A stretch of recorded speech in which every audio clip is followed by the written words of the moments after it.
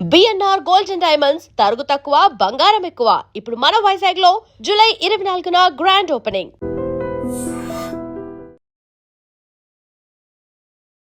నమస్కారం, welcome to I dream. ధర్మ మార్గం విత్ విజిత కార్యక్రమానికి స్వాగతం.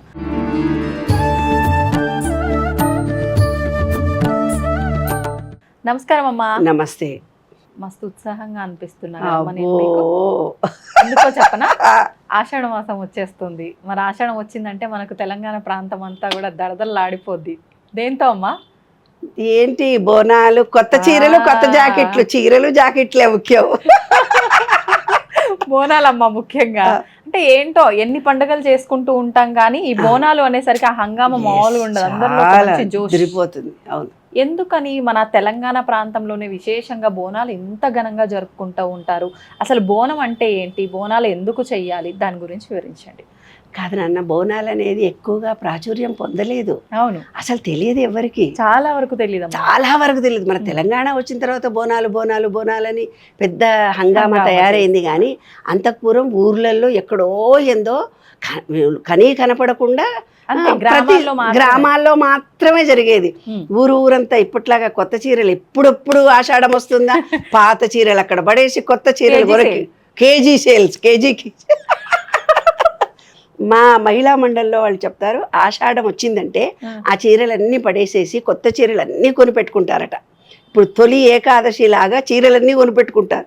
ఎందుకంటే ఇప్పటి నుంచి పండుగలు మొదలవుతాయి కదా, అందుకని చీరల పండుగ ఇది. ఆషాఢం అంటే చీరల పండుగ. యాక్చువల్గా అందము, ఆనందము, చీరలు ఎంజాయ్ చేసే పండుగ అన్నమాట ఇది. బోనం అంటే ఏమీ లేదు. పూర్వకాలంలో అక్కడక్కడ ఏంటంటే దేవతలు ఇలాగా ఇప్పుడున్నట్టుగా లలితమ్మవారు అనేది రూరల్లో ఉండే వాళ్ళకి ఎవరికి తెలియదు. ఇంకొకటి ఏమిటంటే రాముడి గుడి, ఆంజనేయ స్వామి గుడి తప్ప ఇంకో గుళ్ళు కూడా వాళ్ళకు తెలియదు. మరి ఏ దేవుణ్ణి వాళ్ళు పూజ చేయాలి? వెంకటేశ్వర స్వామిని పూజ చేయాలి అని అంటే ఇప్పుడు ఎక్కడైతే శ్రీరాముడు ఉన్నాడో ఆ ఏరియాలో శ్రీరాముడు తెలుసు, వెంకటేశ్వర స్వామి తెలుసు. కానీ వెంకటేశ్వర స్వామి గుళ్ళు ఇప్పటిలాగా విస్తరించి లేవు. ఓన్లీ రాముడి గుడి కూడా తక్కువే, ఆంజనేయ స్వామి గుడి తప్ప ఊర్లలో ఏమి తెలియవు. ఒక చిన్న దీపం పెట్టి ఊరి దేవత అనేవాళ్ళు. అంటే ఆ ఊరిని కొలవడానికి, ఆ ఊరిని రక్షించడానికి ఒక దేవత ఉంది అని ఒక దీపం పెట్టేవాళ్ళే. ఒక దీపము, ఒక రాయిని పెట్టి ఊరికి బొడ్రాయి అనేది ఆ గూటిలో దీపం పెట్టి ఈమె ఎల్లమ్మ, ఈ ఎల్లమ్మ దేవత, ఈమె పార్వతీ దేవత అని దేవతల పేర్లు పెట్టుకునేవాళ్ళు. ఒక్కొక్క ఊరికి సంబంధించిన దేవత ఒక్కొక్కటి. చెరువు ఉంటే ఆ దేవత వేరు, గుట్టలుంటే ఆ దేవత వేరు, వ్యవసాయ రంగం ఉంటే ఆ దేవత వేరు. అలా వాళ్ళకి నచ్చిన ఎవరు పెట్టుకున్నా ఉండేది సృష్టిలో స్త్రీ దేవత ఒక్కతే, స్త్రీ శక్తి. ఆ స్త్రీ శక్తికి ఏంటంటే వ్యవసాయం అంతా వచ్చింది, మన పంటలంతా వచ్చేసినాయి.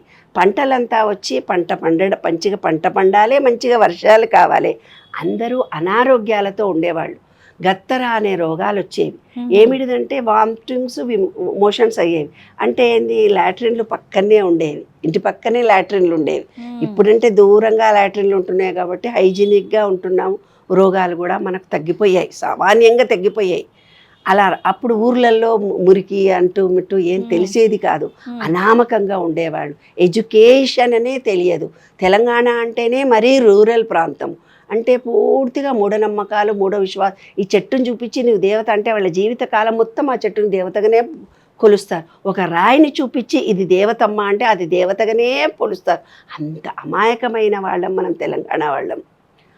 ఎందుకు తెలంగాణ వాళ్ళంటే మనకు ఎడ్యుకేషన్ చాలా తక్కువ, అపరిమిత జ్ఞానము లేదు, అజ్ఞాన దశలోనే ఉన్నాము. అజ్ఞానానికే అప్పటి కాలంలో ఆ దేవత ఆ ఊరిని కాపాడింది కాబట్టి పాలు నెయ్యి వేసి అన్నం వండి అమ్మవారికి ఆరగింపు పెట్టేవాళ్ళు. అదే బోనం అంటే ఏం లేదు, పండిన పంటను ఆహారంగా అమ్మవారికి సమర్పించి, నివేదన సమర్పించి థ్యాంక్ యూ చెప్పుకోవడం. అమ్మ నువ్వు బాగా చూసావు, మా కుటుంబం బాగుంది, పంటలు బాగా ఉన్నాయి, మంచి ఆరోగ్యంగా ఉన్నాం. ఇవాళట్లాగా బోనం వచ్చింది, నాకు పట్టు చీర కొనిస్తావా లేదా, ఇవాళ బోనం ఎత్తుకోవాలి, నేను నెక్లెస్ కొనిస్తావా లేదా, కొట్లాడే రోజులు కావవి. ఏదో ఉన్నంతలో మంచి చీర కట్టుకొని దేవుడి దగ్గరికి వెళ్ళేవాళ్ళు. అంతే. అక్కడ ఉన్నటువంటి ఆ వాయిద్యాల చేత మోగినప్పుడు అక్కడ ఉన్నటువంటి మన సబ్కాన్షియస్ మైండ్లో ఫీలింగ్తో సహా ఏవైతే ఏ దేవత ఉండేదో ఆ దేవత రూపంలో ఒక వ్యక్తి యాక్ట్ చేసేవాళ్ళు. అమ్మ నేను వచ్చాను ఈ ఊరికి అందరికీ, ఎందుకంటే వాళ్ళు పుట్టినప్పటి నుంచి అదే చూశారు వాళ్ళు సబ్కాన్షియస్ మైండ్లో. ఎవరికో ఒకళ్ళకి దేవత వస్తుంది, ఆ దేవత ఇక్కడ ఉన్నటువంటి ప్రజలందరినీ ఆశీర్వదిస్తుంది, రేపొద్దున భవిష్యత్తు ఎట్లుందో భవిష్యవాణి మాకు చెబుతుంది అనే ఆలోచనతో ఉండేవాళ్ళు అనమాట. అలా వాళ్ళ అమ్మమ్మ చెప్పింది, వాళ్ళ అమ్మ చెప్పింది, ఈమె చెప్పింది, ఈమె కూతురు చెప్పింది, ఈమె కూతురు చెప్పింది, అలా వంశపారంపర్యంగా వాళ్ళ థాట్స్ వాళ్ళ ఫీలింగ్స్ అన్నీ అవి. మా ఇంట్లో దేవత వస్తుంది, ఆ దేవత అమ్మవారి పూజ అయినప్పుడు ఆ మ్యూజిక్ కొట్టగానే వీళ్ళకు కూడా తెలియదు, వీళ్ళు కూడా ఊగుతారు, ఊగి మాకు కూడా దేవుడు వచ్చిండు అని అంటారు. నమ్మొచ్చా అమ్మా ఇప్పుడు అదంతా మూఢనమ్మకంగా సబ్ కాన్షియస్ చేసే ఒక డ్రామా అది. కానీ అది నమ్మకంగా మనం పెట్టుకున్నాం కదా నాన్న. మనం నమ్మకంగా పెట్టుకున్న వాళ్ళ దగ్గరికి వెళ్ళి ఇది కాదు అని నువ్వు అంటే నిన్ను కొట్టి చంపేస్తారు. అంతే. ఎందుకు? వాళ్ళ నమ్మకం అటువంటిది, వాళ్ళ విశ్వాసం అలాంటిది. అంటే ఈ విశ్వంలో ఉన్నటువంటి విశ్వ చైతన్య శక్తి పాజిటివ్ ఎనర్జీ ఏదైతే ఉందో అమ్మవారి రూపంలో ఆమెను కొలిచినప్పుడు అదే రూపంలో వారిని ఈ విశ్వము బ్లెస్ చేస్తుంది. రామ అనుకుంటే రాముడి రూపంలో కనిపిస్తుంది, కృష్ణ అంటే కృష్ణుడి రూపంలో కనిపిస్తుంది. వీళ్ళు అమ్మవారిగా కొలిచి నమ్మకంతో విశ్వాసంతో ఉన్నారు కాబట్టి వాళ్ళకి ఆ రూపంలోనే విశ్వం దర్శనం ఇచ్చింది. అంటే దేవత అనుగ్రహం కలిగింది. ఈ కాలం అప్పటి కాలంలో దేవుడు దేవత అంటున్నారు, ఇప్పుడు మేము విశ్వము ఎనర్జీ అంటున్నాం. రెండు ఒకటే.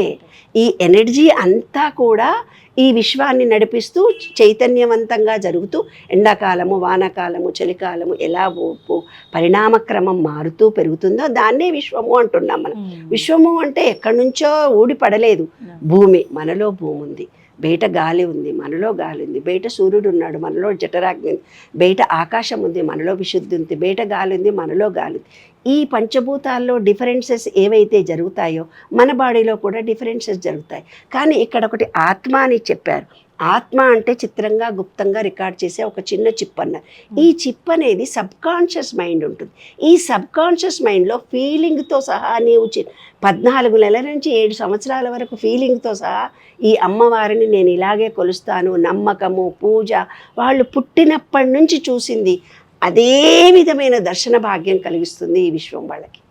అది కరెక్ట్ నాన్న, తప్పైతే కాదు. ఆ నమ్మకము విశ్వాసము బలీయంగా ఉన్న వాళ్లకు ఆ రూపంలో వాళ్లకు దర్శనం కూడా ఇస్తుంది. వాళ్ళు అనుకున్న కోరికలు కూడా అదే విశ్వ నియమంలోని విశ్వరహస్యం. అది తప్పు మూఢనమ్మకం అనడానికి వీల్లేదు. విశ్వము చైతన్యము, చైతన్యం కలిగినటువంటి ఏదైనా నీవేది రూపంలో, భగవద్గీతలో అదే చెప్తున్నాడు, నువ్వు ఏ రూపంలో కోరుకుంటే నేను ఆ రూపంలో ఇస్తాను. నీ థాట్ సబ్కాన్షియస్ మైండ్లో నేను బలహీనురాలిని అనుకుంటే బలహీనురాలు అవుతావు, నేను బలవంతురాలిని అనుకుంటే నేను ధనవంతురాలిని అనుకుంటే ధనవంతురాలు అవుతావు. ఎక్కడుంది నీ ఫీలింగ్? ఈ సబ్కాన్షియస్ మైండ్లో ఉంది. ఓకే. కాబట్టి మన సబ్కాన్షియస్ మైండే దేవుడు. కాబట్టి మంచిగా పండుగ చేసుకుందాం, ఎంజాయ్ చేద్దాం, కొత్త కొత్త నగలు వేసుకుందాము, కొత్త కొత్త చీరలు కట్టుకుందాము. లా ఆఫ్ వైబ్రేషన్, ఒక వైబ్రేషన్ను కలిసి విశ్వమంతా ఒక చైతన్యం.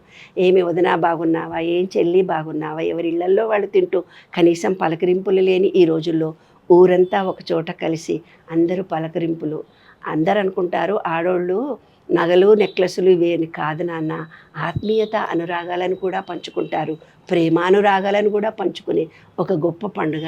మంచిగా చేసుకుందాం, ఎంజాయ్ చేద్దాం, పద. మిగతా వాటి గురించి ఎందుకు ఆలోచించారు? గ్రామ దేవతలు ఇప్పుడు ఈ బోనాలు అనేసరికమ్మా జంతు బలి, కళ్ళు శాఖ, బెల్లం శాఖ ఇవి కూడా ఎక్కువగా చేస్తూ ఉంటారు. చాలా తగ్గాయి.